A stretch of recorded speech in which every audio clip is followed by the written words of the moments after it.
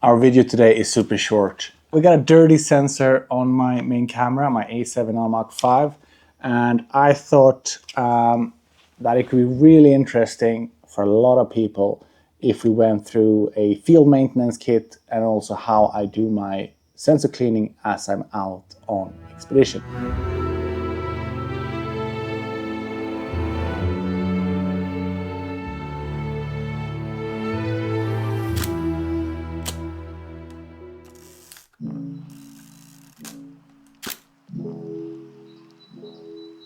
I've been working full-time as a photography teacher on expeditions, on workshops globally for the last 8 years now. I'd say I clean on average 2 to 3 sensors per workshop. So in that time, I have probably done, Jesus Christ, 200-300 sensor cleanings, and I've never broken a sensor, and I do it fast, efficiently, easily.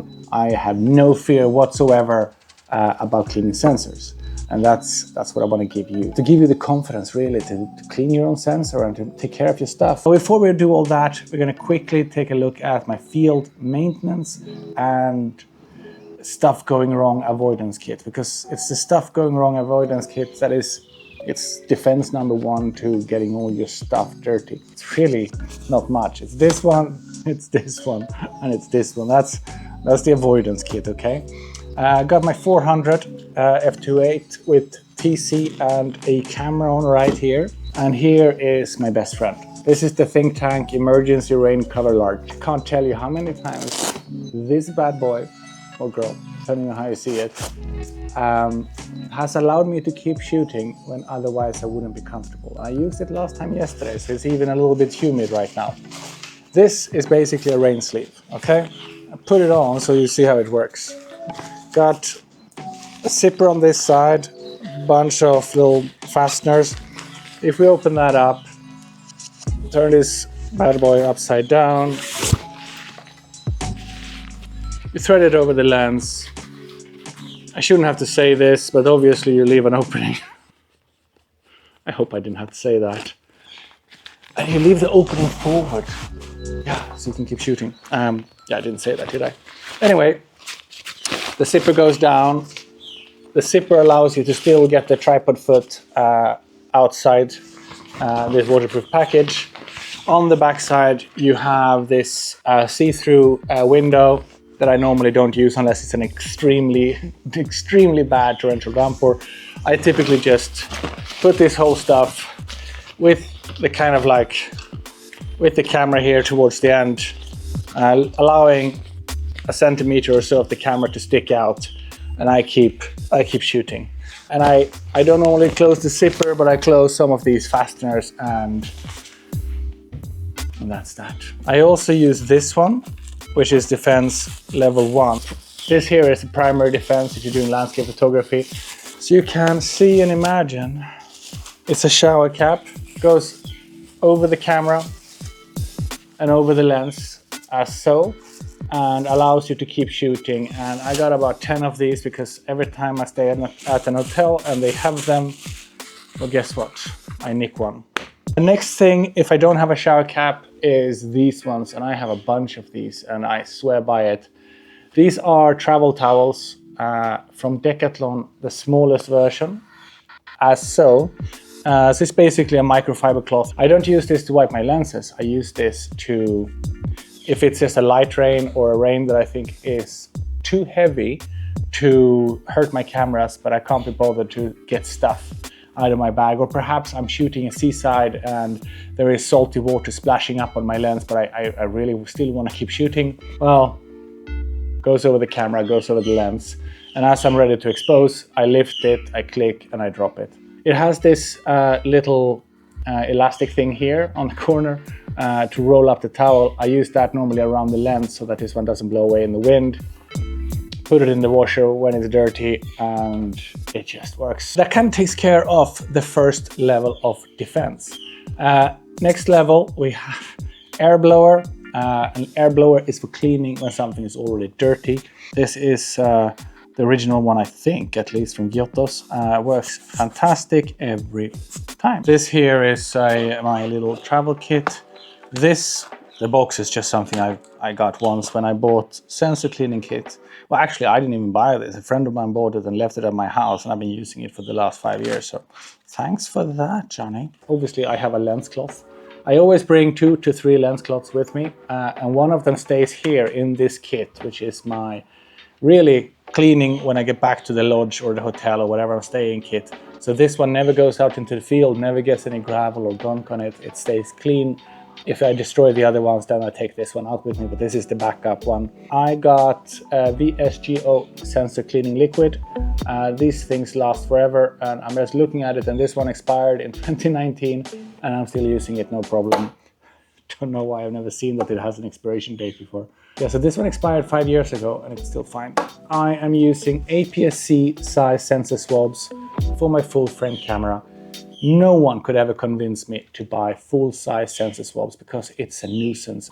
I got a lot of them.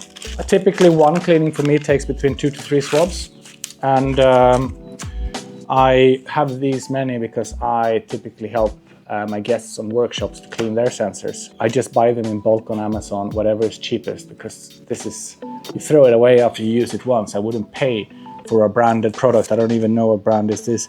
This is UES, never heard of it before. Together with the sensor swabs and the cleaning liquid and the blower, we also have a loop. This one is a brand called Carson. Can you see that? Tiny little magnifying glass. It basically has a tiny little LED light. I put this over the sensor like so, and I can actually find the dust. This one is not very good because it's not actually calibrated, so you need to lift it up and down to be able to see the dust. In terms of finding the focus, this is not focused on the sensor when it sits on the sensor. You can see it has an opening here, and that's basically so you can get a sensor swab in there and clean the sensor. This here comes with me on every journey I go on where my camera comes. On average, I shoot 10 expeditions per year, 12, and plus I shoot a lot more in between as well. So it's just some weird sounds. Probably another monkey, what do I know? Lots of sounds. Anyway, as I was saying, one thing I didn't touch upon earlier was the tools that I bring with me. I bring this one, which is a Gerber knife, something or other, but it comes with these bits. It doesn't come with the bits, but it comes with a bit driver. So instead of me bringing a bunch of different tools for tripod plates, for whatever, this one here is a Torx 25 sitting on it right now, I can see. This one goes to my Gitzo travel tripod to tighten the legs.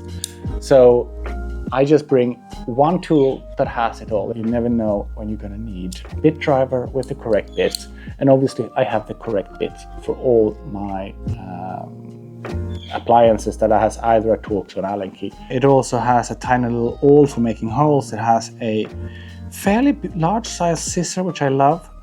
Great for little band-aids. And here you can see I actually was bleeding a lot yesterday because I poked my finger into a thorn. All of this comes with me on every excursion. And I would say I clean my own camera, the sensor that is, maybe about 10 times a year. So on average, once a month. I clean it before every expedition. I clean it whenever I see that it's dirty during an expedition, like it is now. I actually cleaned this sensor about a week ago when I was at home. And here I am sitting in the rainforest, and I got a massive amount of problem on the sensor. So it needs cleaning. I see people being afraid of ever touching their sensors. They send it in for cleaning to some company somewhere. Why you would do that is beyond me when it takes less than 3 minutes to clean a sensor. Sensor, protective glass. You're cleaning the protective glass, not the sensor. So as you're cleaning the protective glass, you can go to town on that. You don't need to be so careful. It's so easy and so safe. I'm going to show you how I do it.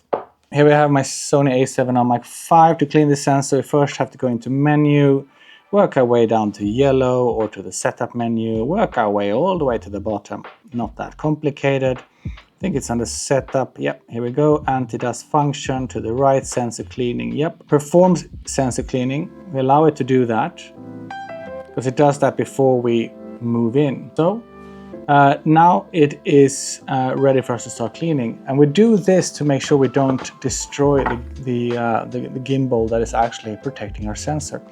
So now we can see the sensor is exposed. I'm gonna first go ahead, get the loop in there, and see if I can see the actual dust. I'm gonna move that to the side here so I can actually get my head in here. I can see 1, 2, 3 dust specks, smaller and one big one. The first we always do is upside down. We apply a lot of air to make sure that anything we can blow out is blown out. We do a second inspection. We still have sensor dust. The big one I saw, that was probably the one I saw when I was doing photography earlier today, is gone, but I still have some smaller blotches. So that means we need to start cleaning. As I said, I use APS-C size swabs for a full frame camera, and I do that because it makes a lot of sense to me. So 1 drop of liquid on this. We blow it, not to dry it, but to spread that out evenly over this stuff. I'm going to remove this loop, at least for this cleaning. Normally I keep the loop there so I can actually see what I'm doing. But basically what you do is you go across. See, I'm not turning the swab. Across, across, across. So I now swabbed 4 times with one APS-C size sensor. Well, because it's APS-C sized, I can actually position, I can use the corner for something that is not coming out. I can be much more flexible and specific as I move around in the sensor. The sensor is not fragile because it's protected by glass. I'm now going to go in with the loop and have a closer look. Ladies and gentlemen, we currently have a spot-free sensor with absolutely nothing on it. We used 1 swab and used 1 drop of this liquid, which is why this expired in 2019 and it's still actually here. This sensor here is spot-free. There's not a single speck of dust on it. There's going to be nothing on my images. So the final thing we do, we put it back up, we turn it off. It does another electronic sensor cleaning. We wait for that to finish. It shuts the shutter to protect it from any further dust. We're done. That, my friends, is how easy it is to clean a sensor. Like, I used 1 swab. I did 1, 2, I flipped it, 1, 2. So I did 4 swabs. But the thing is, if I have, let's pretend this is a dust, I will take this little corner and I will dab it on a dust that is a little bit sticky. Basically, I can reuse 1 swab for many swabs. Normally the way I do it is that I take the first one, that's a wet swab, okay? I do that 4, 5, 6 swabs, whatever is necessary. I take a second swab, also wet with liquid. I do a second cleaning if need be.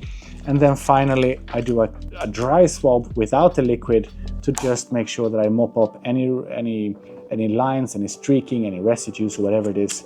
So maximum I use 3 swabs. In this case, 1 swab was enough to basically get everything away and make sure that I have a clean sensor. And that basically takes care of sensor cleaning. I guess, as I said before, it's the simplest thing you'll ever do.